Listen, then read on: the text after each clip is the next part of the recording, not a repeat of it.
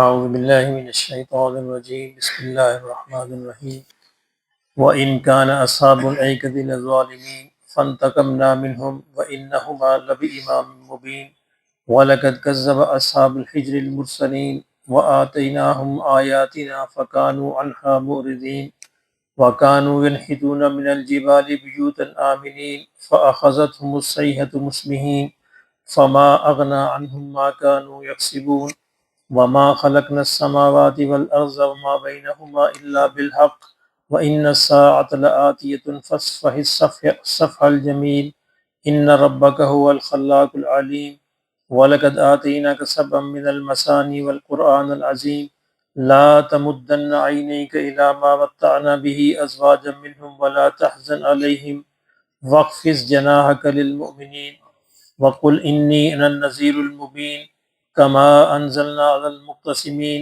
الذين جعلوا القرآن عظيم فوربك لنسألنهم أجمعين عما كانوا يعملون فاصدع بما تؤمر وأعرض عن المشركين إنا كفيناك المستهزئين الذين يجعلون مع الله إلها آخر فسوف يعلمون ولقد نعلم أنك يضيق صدرك بما يقولون فسبح بحمد ربك وكن من الساجدين وَاعْبُدْ رَبَّكَ حَتَّى يَأْتِيَكَ الْيَقِينُ صدق اللہ العظیم۔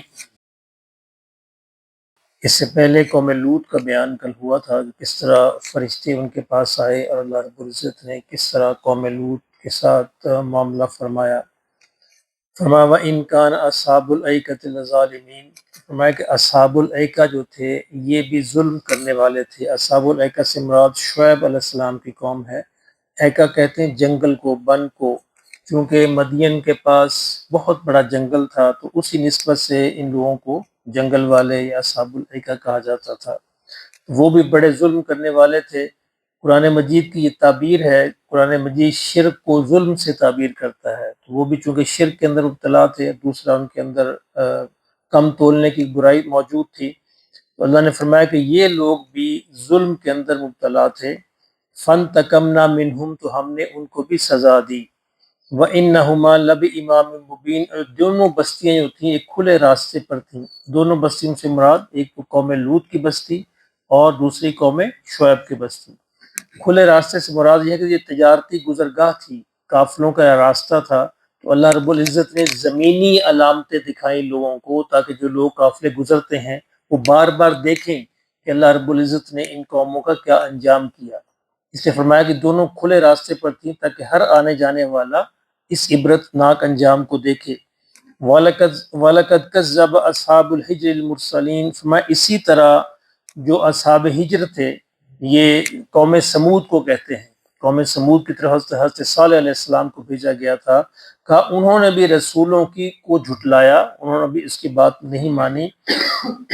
وَآتَيْنَاهُمْ آيَاتِنَا فَكَانُوا عَنْهَا مُعْرِضِينَ، اور ہم نے فرمایا ان کو بھی اپنی نشانیاں دکھائی تھیں لیکن وہ پھر بھی انہوں نے منہ موڑے رکھا، ان کو بات سمجھ نہ آئی۔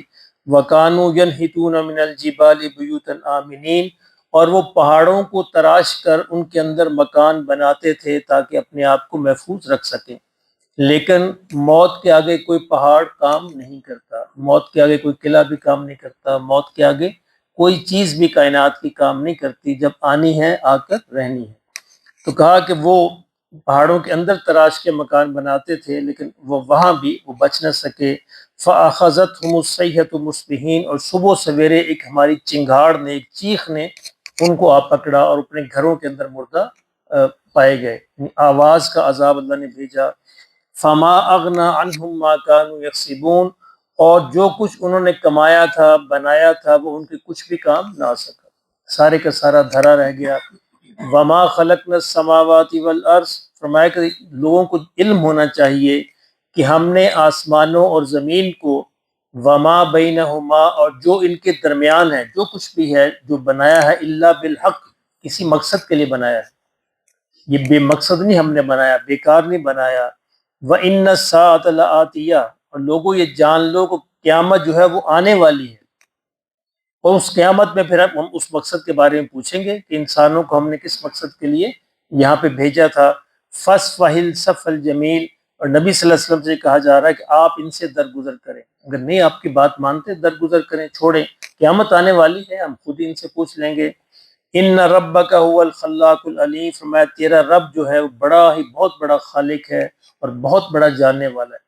جب وہ اتنا بڑا خالق ہے جس نے آن کی آن میں پوری کائنات بنا دی، تو اس کے لیے دوبارہ پیدا کرنا کون سا مشکل، یہ مطلب ہے، یعنی جب اس نے پہلی بار سارا نظام بنایا ہے، اس کے لیے دوبارہ پیدا کرنا بھی کوئی مشکل امر نہیں ہے۔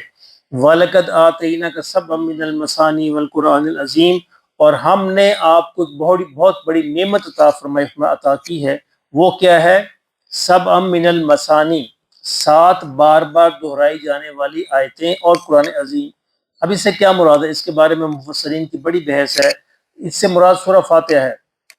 ایک رائے یہ ہے کہ سبع من المثانی سے مراد سورہ فاتحہ ہے، کیونکہ ان آیتوں کو ہر نماز کی ہر رکعت میں دہرایا جاتا ہے، اور قرآن عظیم فرمایا ہم نے یہ 2 چیزیں آپ کو عطا فرمائی، یعنی سورہ فاتحہ کو الگ سے بیان فرمایا اور قرآن مجید کو الگ سے بیان فرمایا سورہ فاتحہ کی عظمت کے طور پر۔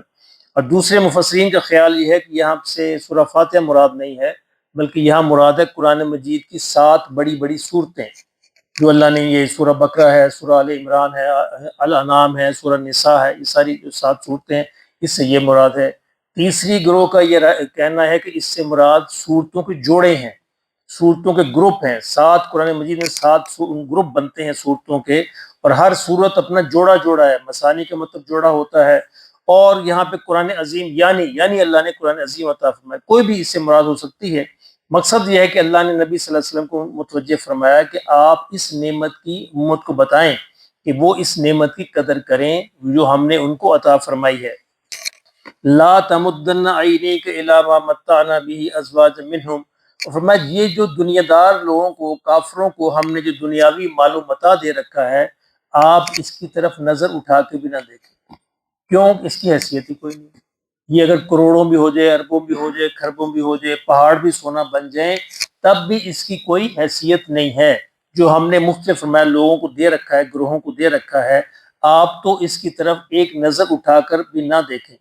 کیوں کہ فرمایا کہ جنت کا ایک تنکا دنیا جہان کے سونے چاندی سے بہتر ہے، یعنی اس کائنات پوری بھر جائے، سونے چاندی سے بھر جائے، وہ کسی انسان کو مل جائے تو جنت کا ایک تنکا اس سے بہتر ہے، یعنی کوئی قیمت نہیں بنتی۔ ولا تحزن علیہم، اس کی کہا کہ آپ اس کی طرف نظر بھی نہ کریں، دیکھے بھی نہ، اس کی حیثیت ہی کوئی نہیں ہے۔ ولا تحزن علیہم، اور ان پر غم بھی نہ کریں، یعنی کافر اگر آپ کی بات کو نہیں مانتے تو آپ کڑتے رہتے ہیں، اس غم کو نہ کریں، آپ نے ان کو اپنی تبلیغ کر دی، اپنا پیغام پہنچا دیا، اب ان کے ذمے ہے، مانے یا نہ مانے۔ وَخْفِضْ جَنَاحَكَ لِلْمُؤْمِنِينَ، اور آپ یہ کریں اپنے پروں کو مومنین کے اوپر بچھا دیں، یعنی اپنا پیار اور شفقت محبت ہے وہ نچھاور کریں مومنین پر، ان کی فکر نہ کریں۔ جو کافر اگر نہیں مانتے تو اللہ ان سے خود ہی پوچھے گا، آپ اپنی ساری شفقت اور محبت مومنین کے لیے وقف کر دیں۔ وَقُلْ إِنِّي أَنَا النَّذِيرُ الْمُبِينُ، اور جو نہیں مانتے ان کو یہ پیغام پہنچا دیں کہ میرا کام تو ڈرانا ہے اور کھلے کھلے بیان کرنا ہے، جہنم سے ڈرانا ہے اور بڑے کھلے طور پر اس کو بیان کرنا ہے۔ کما انزلنا علی المقتسمین، اور ان کو یہ بتا دیں کہ جس طرح ہم نے اپنا عذاب نازل کیا تھا ٹکڑے ٹکڑے کرنے والوں پر، وہ کون ہیں؟ الذی جعل القرآن عظیم، جنہوں نے اپنے قرآن کو ٹکڑے ٹکڑے کر ڈالا۔ اس سے کیا مراد؟ اس سے مراد ہے یہودی، یہودیوں کی تورات کو بھی یہاں قرآن کہا گیا کیونکہ وہ بھی اللہ کی کتاب ہے، کہ یہودیوں نے اپنی تورات کو ٹکڑے ٹکڑے کر ڈالا تو اللہ نے ان پر پھر عذاب بھیجا۔ میں ان کو بتا دیں کہ جس طرح ان پر عذاب آیا تھا، یہ لوگ بھی چونکہ قرآن کے ساتھ یہی کچھ کر رہے ہیں تو ان پر بھی یہ عذاب سے بچ نہیں سکیں گے۔ فَوَرَبَّكَ لَنَسْأَلَنَّهُمْ أَجْمَعِينَ، اور فرمایا تیرے رب کی قسم، تیرے رب کی قسم، اللہ ان سب سے مجموعی طور پر لازمی سوال کرے گا، پوچھے گا، عما کانوا یعملون، کہ یہ کیا کرتے رہے ہیں، دنیا میں کیا کرتے رہے۔ فَاصْدَعْ بِمَا تُؤْمَرُ، اور آپ کو جو حکم ہوا ہے فرمایا اس کو کھلے کھلے طور پر ان کو سنا دیں، پہنچا دیں، جو حکم آپ کو ہوا ہے میری طرف سے اس کو آپ کھلے طور پر ان کو پہنچا دیں۔ وَأَعْرِضْ عَنِ الْمُشْرِكِينَ، اور مشرکین سے آپ اعراض کریں، اللہ ان سے خود ہی نپٹ لے گا، آپ پریشان نہ ہوں۔ اِنَّا كَفَيْنَاكَ الْمُسْتَهْزِئِينَ، اور جو لوگ آپ کا مذاق اڑا رہے ہیں میں اللہ ان کے لیے کافی ہے۔ ان کو اللہ کے سپرد کر دیں، اللہ ان کے لیے کافی ہے، اللہ خود ہی ان کو نپٹ لے گا، ان سے بدلہ لے لے گا۔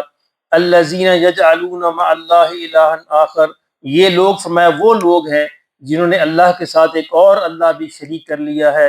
فسوف یعلمون، ان قریب ان کو اپنی اس نادانی کا علم ہو جائے گا اور اس کا انجام ان کو پتہ چل جائے گا۔